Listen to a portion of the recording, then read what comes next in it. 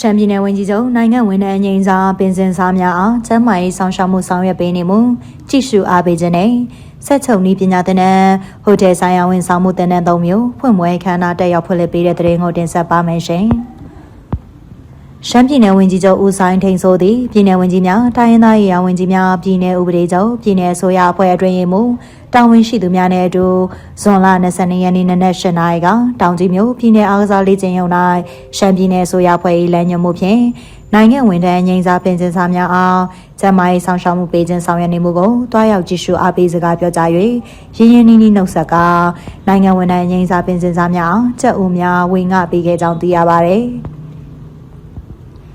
ထို့နောက်နိုင်ငံဝန်ထမ်းငြိမ်းစားပင်စင်စားဝန်ထမ်းများအားရှမ်းပြည်နယ်အစိုးရဖွဲ့၏လမ်းညွှန်မှုဖြင့်တလလျင်ပင်စင်စားတအုပ်ကိုစာအုံစီတပိတ်သား90ကျပ်သားနဲ့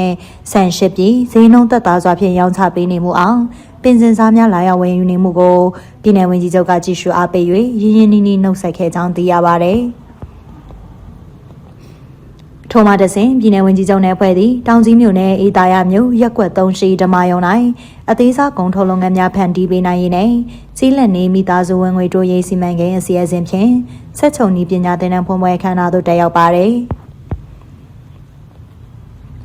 အခမ်းအနားတွင်ရှမ်းပြည်နယ်ဝန်ကြီးချုပ်ဦးဆိုင်ထိန်ဆိုကယခုဖွင့်လှစ်သည့်ဆက်ချုပ်နည်းပညာသင်တန်းသည်ကြီးလက်နေမိသားစုဝင်ငွေများဝင်ငွေတိုးပွားလာစေရင်းနှင့်အသေးစားစက်မှုလက်မှုလုပ်ငန်းများပေါ်ထွက်လာစေရန်အတွက်ရည်ရွယ်ပြီးဖွင့်လှစ်ပေးခြင်းဖြစ်ပါကြောင်းဆက်ချုပ်ပညာရပ်များကိုသင်တန်းသူများအနေဖြင့်ကျွမ်းကျင်ပိုင်နိုင်စွာသင်ယူပြီးမိမိကိုယ်တိုင်လုပ်ငန်းထူထောင်နိုင်သည့်အထိလေ့လာသင်ယူသွားကြရန်ပြောကြားပါရယ်။၎င်းနောက်ပြည်နယ်ဝန်ကြီးချုပ်ဦးဆိုင်ထိန်ဆိုကဆက်ချုပ်နည်းပညာသင်တန်းတွင်အသုံးပြုမည်တင်ထောက်ကူပစ္စည်းများပေးရရာသင်တန်းသူ2ဦးမှလက်ခံရယူပြီးပြည်နယ်ဝန်ကြီးချုပ်နှင့်တာဝန်ရှိသူများသည်တင်ထောက်ကူပစ္စည်းများအားကြည့်ရှုခဲ့ကြကြောင်းသိရပြီးအဆိုပါဆက်ချုပ်သင်တန်းကိုသင်တန်းသူ10ဦးတက်ရောက်ကြပြီးသင်တန်းကို45ရက်ကြာသင်ကြားပို့ချသွားမည်ဖြစ်ကြောင်းသိရပါသည်။ရင်းနောက်ပြည်နယ်ဝန်ကြီးချုပ်နှင့်ဖွဲ့သည့်ညောင်ရွှေမြို့ဟူပင်ဟိုတယ်၌ကျင်းပသောဟိုတယ်နှင့်ခရီးသွားလာရေးနှင့်ရင်ကျေးမှုဝန်ကြီးဌာန၏လမ်းညွှန်မှု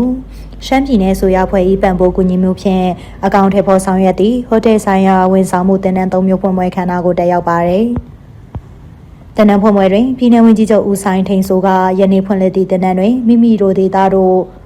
ဟိုတယ်စီးပွားရေးလုပ်ငန်းများအရသော၎င်းအပန်းဖြေအနားယူရန်လုံငါ၎င်းလာရောက်လေပတ်ကြသည့်ခရီးသွားဧည့်သည်များကိုကောင်းမွန်သောဝန်ဆောင်မှုပေးနိုင်စေရန်အတွက်ကျွမ်းကျင်သောနည်းပြဆရာဆရာမများကခင်မီတင်ထောက်ကူပစ္စည်းများတင်ယုံညွန့်တက်များဖြင့်စာတွေလက်တွေတင်ကြားပို့ချပေးသွားမှာဖြစ်တဲ့အတွက်တင်နန်းသားတင်နန်းသူများအနေဖြင့်အချိန်ကိုအကျိုးရှိစွာသုံးချပြီးဗဟုသုတနှင့်အတွေ့အကြုံကောင်းများကိုရရှိအောင်စူးစမ်းလေ့လာသင်ယူလိုက်နာမှတ်သားကြရန်အထူးအလေးထားမှကြားလိုကြောင်း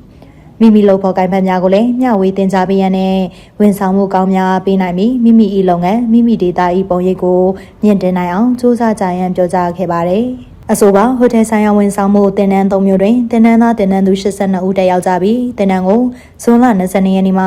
ဇူလိုင်လ9ရက်နေ့အထိဖွင့်လှစ်သင်ကြားပို့ချပေးသွားမည်ဖြစ်ကြောင်းသိရှိရပါတယ်ရှင်။